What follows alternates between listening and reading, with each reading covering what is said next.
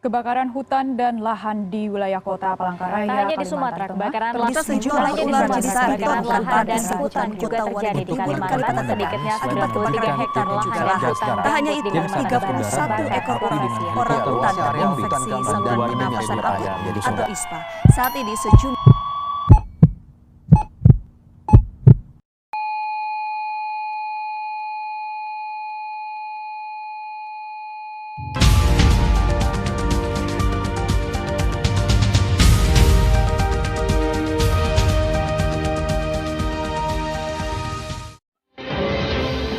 Selamat siang pemirsa, kembali lagi dengan saya Della Gustia di acara CNN Yogyakarta. Penebangan hutan secara liar dan peralihan lahan gambut menjadi lahan kelapa sawit menjadi fenomena yang terus bergulir di masyarakat. Pasalnya, hal tersebut dapat memicu terjadinya kebakaran hutan yang dapat membahayakan kesehatan manusia maupun flora dan fauna di dalamnya, dan tentunya menjadi perhatian masyarakat lokal hingga global. Inilah Indonesia.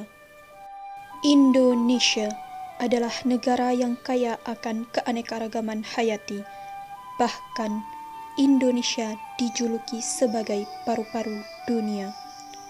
Walaupun luas Indonesia hanya 1,3% dari luas daratan dunia, diperkirakan sebanyak 300.000 jenis satwa liar atau sekitar 17% satwa di dunia, 12% spesies mamalia dunia, 7,3% spesies reptil dan amfibi, serta 17% spesies burung dari seluruh dunia terdapat di Indonesia. Sayangnya, hutan Indonesia tidak selalu berkembang dalam keadaan yang baik-baik saja. Penebangan hutan secara liar dan peralihan lahan gambut yang memicu kebakaran hutan menjadi isu yang selalu muncul setiap tahun. Inilah luas kebakaran hutan dan lahan kita setiap tahunnya dari tahun 1982 sampai 2019. Kebakaran tahun 2015 masih menjadi sejarah panjang di Indonesia. Seluas 2,61 juta hektar hutan dan lahan terbakar. Pada bulan Juni sampai Oktober 2015 tercatat 120.000 titik panas, di mana 33% atau sekitar 869 hektar lahan gambut terbakar.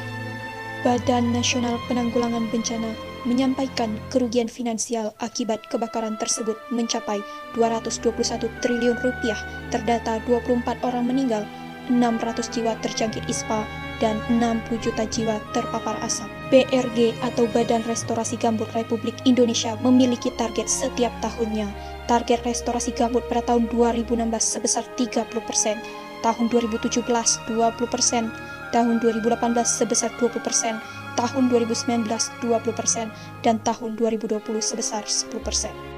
Daerah prioritas untuk direstorasi berjumlah 7 provinsi, yaitu Provinsi Riau, Provinsi Jambi, Provinsi Sumatera Selatan, Provinsi Kalimantan Barat, Provinsi Kalimantan Tengah, Provinsi Kalimantan Selatan, dan Provinsi Papua. Gambut di Indonesia terbentuk antara 6.000 sampai 4.000 tahun yang lalu dengan waktu pembentukan antara 0 sampai 30 mm per tahun. Luas lahan gambut di Indonesia mencapai 20 juta hektar, negara urutan keempat yang memiliki luas lahan gambut terbesar di dunia. Sayangnya, jutaan hektar gambut ini telah dirusak.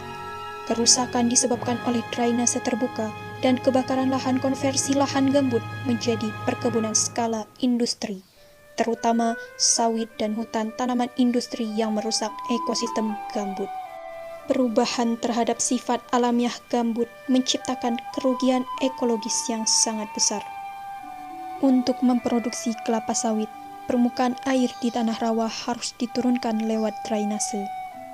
Karena drainase inilah tanah gambut organik akan mengering dan menjadi sensitif terhadap api dan kebakaran. Untuk mendirikan perkebunan, drainase digali untuk mengeluarkan airnya. Apabila airnya dikeluarkan, bahan organik yang didrainase akan dipecah dan dibuang sebagai karbon dioksida atau CO2 ke udara yang menyumbang pada perubahan iklim. Akibatnya, tanah akan kehilangan air dan tanah karbon akan menyebabkan penyusutan sebanyak 3-5 cm per tahun bagi tanah gambut. Inilah yang membuat bentang alam menjadi bertambah sensitif terhadap banjir. Apabila musim hujan dan pada musim kemarau, oksidasinya akan berlanjut. Permukaan tanah menjadi semakin lama semakin rendah dan berpotensi kebanjiran yang berkali-kali lipat dan berkepanjangan setelah hujan. Setelah 30-50 tahun, bentang alam akan begitu banyak turun sampai drainase tidak dapat dilakukan sama sekali. Akibatnya, seluruh daerah akan kebanjiran dan tanah akan menjadi gersang serta tidak produktif sama sekali. Pada kebakaran 2019 lalu, Yayasan Madani Berkelanjutan menemukan 836 titik panas di perkebunan kelapa sawit, 247 di konsesi HTI, 170 konsesi HPH, dan 111 area PIAPS. Restorasi gambut memerlukan dukungan semua pihak. Situasi sudah sangat rentan, 99,2% gambut kita dalam keadaan rusak. Pemulihan ini tidak bisa berjalan dalam waktu 10-20 tahun saja. Penting bagi Presiden memberikan koridor untuk pengintegrasian pemulihan gambut dan menjadi rujukan dalam mengejar pertumbuhan ekonomi Indonesia. Jika kita ingin selamat dan bangkit pada tahun 2045, gambut harus selamat. BRG harus mampu mewujudkan visi untuk kondisi ekosistem yang mampu mendukung pembangunan berkelanjutan yang berdaulat, mandiri, dan berkepribadian berlandaskan gotong royong. Setiap orang harus dapat menjadi agen pembangunan berkelanjutan yang memerlukan pengetahuan, keterampilan, dan attitude yang dapat mengerahkan mereka dalam tujuan pembangunan berkelanjutan. Maka dari itu dibutuhkan pendidikan yang dapat menunjang tujuan pembangunan berkelanjutan atau yang lebih dikenal dengan Education of Sustainable Development atau ESD. Baik, sekarang kita sudah tersambung dengan reporter kita yang berada di Kalimantan langsung. Baik Fitra, apakah sudah tersambung? Berdasarkan permasalahan kebakaran hutan dan lahan gambut yang terjadi tadi, sebenarnya apa saja yang dapat dianalisis dari Education for Sustainable Development sebenarnya ini, menimbang dari fakta di lapangan di sana secara langsung, Mbak Fitria? Silahkan. Ya, baik Dela, izin melaporkan langsung dari daerah hutan di sekitar Bangun Kasihan, Bantul. Baik pemirsa, dapat dilihat di sekitar saya ini masih banyak pohon-pohon yang masih kokoh berdiri, sedangkan di samping saya sebelah kini area hutan sudah menjadi area pertanian. Seperti kasus yang disampaikan oleh Dela tadi, sedikit kasus pengalihan fungsi hutan dan lahan gambut dengan pembersihan lahan melalui pembakaran hutan. Oleh karena itu perlu dilakukannya pendidikan berkelanjutan. Pendidikan ini disebut juga Education for Sustainable Development atau sering disingkat ESDG. Pertama, dikenal dengan Environmental Education atau pendidikan lingkungan hidup. Angka pembukaan lahan yang dilakukan melalui penebangan dan pembakaran hutan yang sering dilakukan oleh perusahaan perkebunan sawit cenderung tinggi. Kasus yang sering sekali tercatat adalah pembakaran hutan yang dilakukan oleh manusia baik disengaja maupun tidak disengaja. Pembukaan lahan dengan cara dibakar ini dapat memicu kerusakan lingkungan dan punahnya keanekaragaman hayati. Dan yang kedua adalah welfare education atau pendidikan kesejahteraan. Tak sedikit media massa yang menyoroti hutan yang dikunduli hingga peralihan lahan gambut yang menyebabkan terjadinya pembakaran hutan. Tanpa disadari, pembakaran hutan yang ada di Indonesia membawa dampak besar bagi kesehatan, pendidikan, pendapatan, hingga lingkungan hidup masyarakat.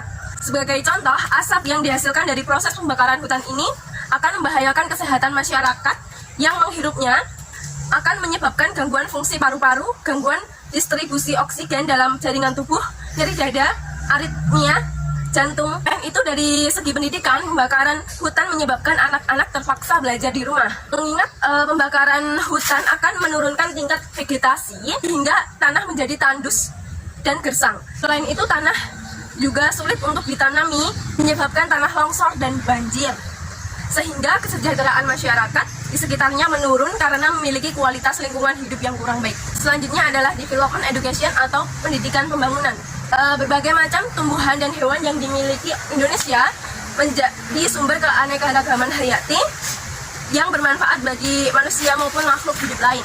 Penggundulan hutan yang dilakukan dengan cara dibakar dan tentu saja peralihan lahan gambut menjadi area perkebunan atau pertanian.